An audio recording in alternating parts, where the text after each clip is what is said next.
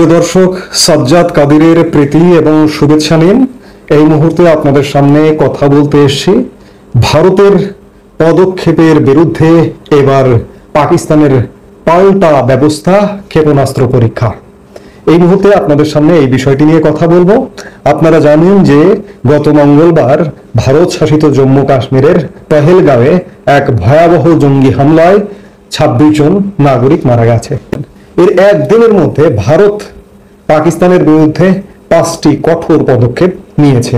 আমি পদক্ষেপগুলো এর আগে একাধিক ভিডিওতে বলেছি, তারপরেও আরেকবার আপনাদের স্মরণ করিয়ে দিতে চাই। বুধবার রাত 9টা নাগাদ ভারতের বিদেশ সচিব বিক্রম মিস্ত্রি এই পদক্ষেপগুলো ঘোষণা করেন। বিক্রম মিস্ত্রি জানান, ভারত ও পাকিস্তানের মধ্যে সিন্ধুর পানি চুক্তি আপাতত স্থগিত করা হচ্ছে। এই ব্যবস্থা অনির্দিষ্টকালের জন্য বহাল থাকবে। এই সিদ্ধান্তের ফলে যে পরিমাণ পানি পাকিস্তানের পাওয়ার কথা, চুক্তি স্থগিত করায় আপাতত তা ব্যাহত হবে। অর্থাৎ চুক্তি অনুযায়ী পাকিস্তান পানি পাবে না। 1960 সালে বিশ্ব ব্যাংকের মধ্যস্থতায় ভারত ও পাকিস্তানের মধ্যে এই আন্তর্জাতিক চুক্তি স্বাক্ষরিত হয়েছিল। চুক্তিতে সই করেছিলেন ভারতের তৎকালীন প্রধানমন্ত্রী, ভারতের প্রথম প্রধানমন্ত্রী জওহরলাল নেহরু ও পাকিস্তানের প্রেসিডেন্ট আইয়ুব খান। এই চুক্তির আওতায় সিন্ধু, চন্দ্রভাগা, শতদ্রু, ঝিলম, ইরাবতী ও বিপাশা নদীর পানি পাকিস্তান দিয়ে প্রবাহিত হয়। এই গ্রীষ্মকালে চুক্তিটি স্থগিত করার অর্থ চুক্তি অনুযায়ী পর্যাপ্ত পানি পাকিস্তান পাবে না। এই চুক্তি অনুযায়ী পাকিস্তান যদি পানি না পায়, একটা কথা আছে না যে ভাতে মারবো পানিতে মারবো। আমাদের বঙ্গবন্ধু, আমাদের জাতির পিতা বঙ্গবন্ধু শেখ মুজিবুর রহমান তার 7ই মার্চের ভাষণে বলেছিলেন, আমরা ভাতে মারবো পানিতে মারবো। ভারত পাকিস্তানকে পানিতে মারা শুরু করলো। এই সিন্ধু নদের পানির উপরে পাকিস্তানের কৃষির 80% নির্ভরশীল। এর ফলে পাকিস্তান ব্যাপক ক্ষতিগ্রস্ত হবে। নয়াদিল্লির দ্বিতীয় গুরুত্বপূর্ণ সিদ্ধান্ত হলো আটারি ওয়াঘা সীমান্ত বন্ধ করে দেওয়া। ওই সীমান্ত দিয়ে যারা ভারতে এসেছেন তাদের সবাইকে 1 মের মধ্যে ফিরে যেতে হবে। তৃতীয় সিদ্ধান্ত হলো দিল্লিতে পাকিস্তানের হাই কমিশনে নিযুক্ত সব সামরিক উপদেষ্টা বহিষ্কার, তাদের অবাঞ্ছিত ঘোষণা করা হয়েছে। একই সঙ্গে ইসলামাবাদে ভারতের হাই কমিশনে নিযুক্ত ভারতীয় সামরিক কর্মকর্তাদের ফিরিয়ে আনছে নয়াদিল্লি। চতুর্থ সিদ্ধান্তে বলা হয়েছে 2 দেশের হাই কমিশনার গুলোতে কর্মরত কর্মকর্তাদের সংখ্যা 55 থেকে কমিয়ে 30 করা হবে। পঞ্চম সিদ্ধান্ত হলো সীমান্ত চৌকি বন্ধ ও দূতাবাস কর্মীর সংখ্যা কমানোর পাশাপাশি পাকিস্তানিদের ভারতে আসাও সাময়িকভাবে বন্ধ করে দেওয়া হচ্ছে। সে কারণে সব পাকিস্তানের জন্য সার্ক ভিসা বাতিল করার কথা জানানো হয়েছে। এই ভিসায় যারা ভারতে রয়েছেন তাদের ফেরত যাওয়ার জন্য 48 ঘন্টা সময় বেঁধে দেওয়া হয়েছে। এই 5টি সিদ্ধান্তের ব্যাপারে পাকিস্তানের ইতিমধ্যেই তোলপাড় শুরু হয়ে গেছে। পাকিস্তানের রাষ্ট্রীয় পর্যায়ে, পাকিস্তানের সরকার পর্যায়ে, পাকিস্তানও ইতিমধ্যেই একাধিক বৈঠক সরকারি পর্যায়ে করে ফেলেছে।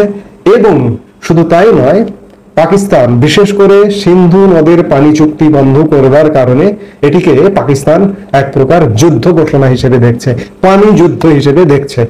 যার পরিপ্রেক্ষিতে করাচি উপকূলে ক্ষেপণাস্ত্র পরীক্ষার তোড়জোড় শুরু করেছে পাকিস্তান। সংবাদ সংস্থা এএনআই সূত্র উদ্ধৃত করে এমনটাই জানিয়েছে, পহেলগাঁওয়ের জঙ্গি হামলার পরেই পাকিস্তানের বিরুদ্ধে একাধিক কড়া পদক্ষেপ করার কথা জানিয়েছে ভারত। এই আবহে পাকিস্তানের সামরিক এই তৎপরতার দিকে নজর রাখছে ভারত। এএনআইয়ের প্রতিবেদন অনুসারে পাকিস্তানের করাচি উপকূলের বিশেষ অর্থনৈতিক অঞ্চলে বৃহস্পতি শুক্রবার ক্ষেপণাস্ত্র পরীক্ষার পরিকল্পনাটি করা হয়েছে। আমি আগেই বলেছি যে ভারত সিন্ধু জল চুক্তি স্থগিত করার ফলে দৃশ্যত মাথায় হাত পড়েছে পাকিস্তানের। 80% কৃষি ক্ষতিগ্রস্ত হবে। পাকিস্তান না খেয়ে মারা যাবার মতো অবস্থা হবে। ইসলামাবাদের দাবি প্রতিটি জলবিন্দুতে তাদের অধিকার রয়েছে। ভারতের সিদ্ধান্তকে জল যুদ্ধ হিসেবে দেখতে শুরু করেছে পাকিস্তান সরকার। সে দেশের বিদ্যুৎ মন্ত্রী আওয়াইস লেখরি সমাজ মাধ্যমে এমনটাই দাবি করেছেন। একই সুর শোনা গিয়েছে পাকিস্তানের প্রধানমন্ত্রী শাহবাজ শরীফের বিদেশ উপদেষ্টা সরতাজ আজিজের গলাতেও। তারও দাবি, সিন্ধু জল চুক্তি প্রত্যাহার হলে তা যুদ্ধের পদক্ষেপ বা পাকিস্তানের বিরুদ্ধে শত্রুতামূলক পদক্ষেপ হিসেবে বিবেচনা করা যেতে পারে। সিন্ধু চুক্তি স্থগিত হওয়ার ধাক্কায় জল প্রবাহ বাধা পেলে কি পরিস্থিতি তৈরি হতে পারে সেই নিয়ে উদ্বেগ দানা বেঁধেছে ইসলামাবাদে। বুধবার রাতে পাকিস্তানের বিদ্যুৎ মন্ত্রী দাবি করেছেন, ভারত সিন্ধু জল চুক্তি স্থগিত করা জলযুদ্ধের শামিল। প্রতিটি জলবিন্দুর উপর আমাদের অধিকার রয়েছে এবং আমরা তা পূর্ণ শক্তিতে রক্ষা করব, আইনত, রাজনৈতিকভাবে এবং বৈশ্বিকভাবে। সিন্ধু জল চুক্তিকে দুই দেশের মধ্যে অন্যতম সফল জল চুক্তি হিসেবে উল্লেখ করেছেন শাহবাজের বিদেশ উপদেষ্টা সরতাজ। তার বক্তব্য, এই চুক্তিকে প্রত্যাহার করা হলে তা যুদ্ধের পদক্ষেপ বা পাকিস্তানের বিরুদ্ধে শত্রুতামূলক পদক্ষেপ হিসেবে বিবেচনা করা যেতে পারে। পাল্টা হুঁশিয়ারির সুরে তিনি জানিয়েছেন, সিন্ধু জল চুক্তি লঙ্ঘন হলে তা একটি আন্তর্জাতিক দৃষ্টান্ত হিসেবে উঠে আসতে পারে। সেক্ষেত্রে ব্রহ্মপুত্র নদীর জল আটকানোর জন্য চীনও একটি যুক্তিযুক্ত কারণ পেয়ে যাবে বলে মত পাক প্রধানমন্ত্রীর উপদেষ্টার।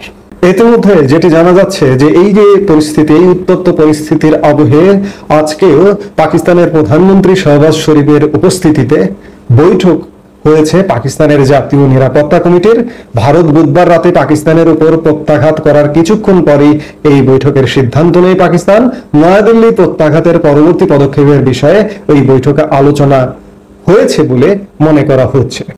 জাতীয় নিরাপত্তা কমিটির বৈঠক প্রসঙ্গে পাক উপপ্রধানমন্ত্রী মোহাম্মদ ইসহাক দার বৃহস্পতিবার বলেন, ভারতের প্রতিটি পদক্ষেপের কড়া এবং উপযুক্ত জবাব দেওয়া হবে।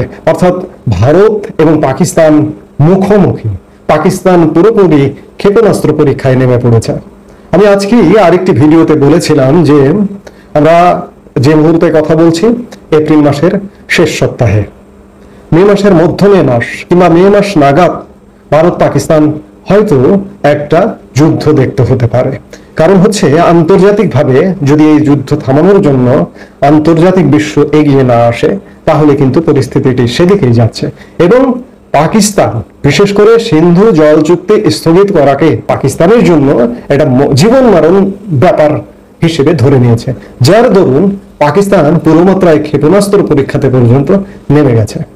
আসলে যুদ্ধ এমন একটা জিনিস, কে জিতবে কে হারবে এটি মাথায় আসে না, বা মাথায় অনেক সময় নেয় না নীতি নির্ধারকরা, যার কারণে হঠাৎ করে যুদ্ধেও জড়িয়ে পড়ে এবং যুদ্ধের পরিণতি যে ভালো হয় না। আমরা বারবার বলি আমরা শান্তির পক্ষে, আমরা শান্তি চাই, সারা বিশ্ব এগিয়ে আসুক, যে ভারত পাকিস্তান যে পরিস্থিতির উদ্ভব হয়েছে, জঙ্গিদের ধরা হোক, তাদের বিচারের আওতায় আনা হোক এবং ভবিষ্যতে যাতে এমন ঘটনা না ঘটে সেই পদক্ষেপ আসুক।